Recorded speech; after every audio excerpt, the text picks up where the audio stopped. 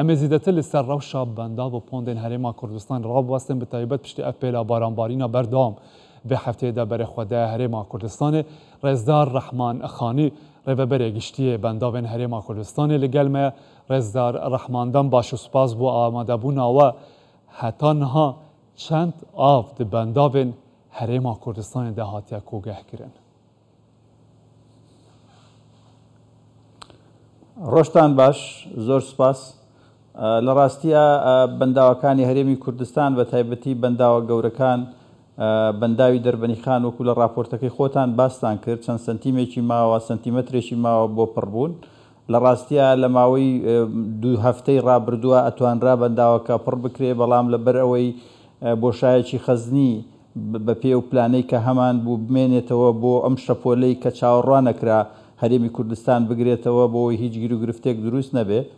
و ئێستش وەکو ئەزانرێ نزیکەی 500 مەتر سێجار لە چرکەیەکە ئاو لە بەنداوی دەربەنیخان بەرەدرێتەوە بە بەرەمێنانی کارەبا و لە ڕێگەی سپیلۆیەوە و ئەو داهاتەی کە لە ناوچەکانی سەروی بەنداوی دەربەنیخانەوە دێتە بەنداوەکەەوە بە تەواوی بەرەدرێتەوە بۆ ناوچەکانی خوارو کە بە ڕووباری سیروانە تا ئاگاتەوە بەنداوی حەمرین لەوێ جارێکی تر خەز دەکرێتەوە هەر لێرەوە لە ڕێم بەرنامەیەوە من داوا لە هاوڵاتیانی خۆشەویستە کە ئەوانەی دانیشتووی کەناری چەمی سیروانن خۆیان بپارێزن لە نزیک بوونەوە لە چەمەکە چونکە ئاستی ئاو بەرزە بێتەوە لە چەمەکان جگە لە بەنداوی دەربەنیخان سەرڕێژی بەنداوی دێوانە و هەروەها هەموو ئەو چەم و دۆڵانەی کە کەونە هەردوو بەری سیروانەوە ڕژێنە ناو سیروانەوە ئاستی ئاو بە دڵنیایەوە بەرزە بێتەوە هیوادارم هەموو لایەک بە سەلامەتی مەترسی ئەوە هەیە ڕەحمان لە بەنداوی کۆنتڕۆڵ دەرچێت ئەو بەردانە یان بلندبوونی ئاستی ئاو نەخێر ئێمە لەژێر کۆنتۆڵایە و توانراوە بە پلانێکی زۆر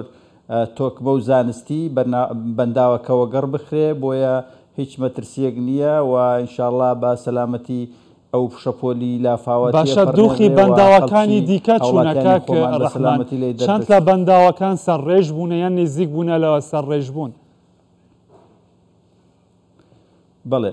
زۆربەی ئەو بەنداوە بچووکانەی کە هەن لە هەرێمی کوردستان زۆربەیان سەرڕێژ بوون یعنی پێشووتر سەرڕێژ بوون جارێکی تر ئێمە ئاستی ئاومان دابەزاندەوە بۆەوەی ئێمە ئەو شەپۆلەی کە دێ بتوانین بە جوانی ئاوەکەی تێپەڕێنین ئێستا جارێکی تر سەرڕێژ بوونەتەوە زۆربەی ئەو بەنداوانی هەمانە لە هەرێمی کوردستان سەرڕێژ بوون و پڕ ئاون ئەم ساڵ بۆ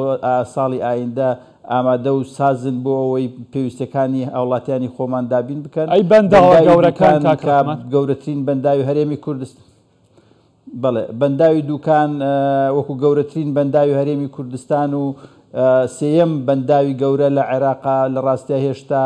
ئاستی ئاوەکەی لە سەروی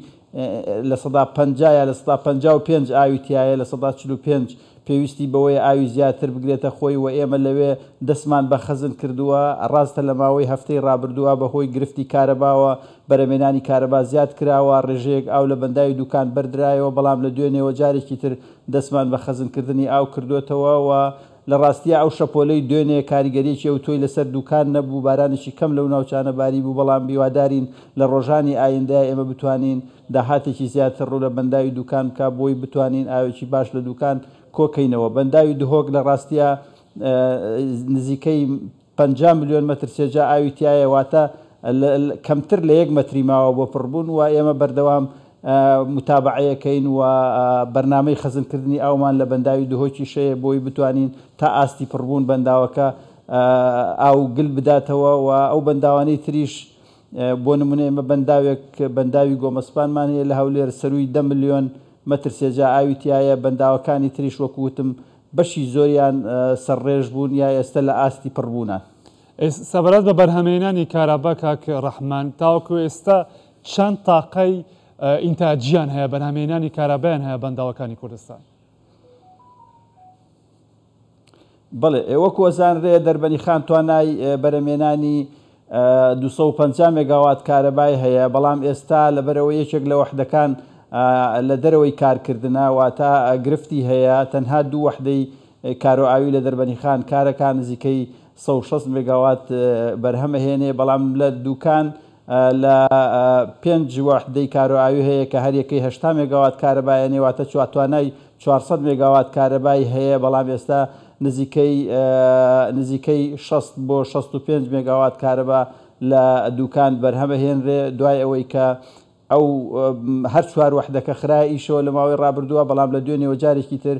ئاستی بەرهێنانی کارەبا لە بەنداوی دوکان دابەزێنراوە بۆی بتوانین ئاوێکی زیاتر کۆکەینەوە بۆ وەرزی هاوین و پاییزی داهاتوو.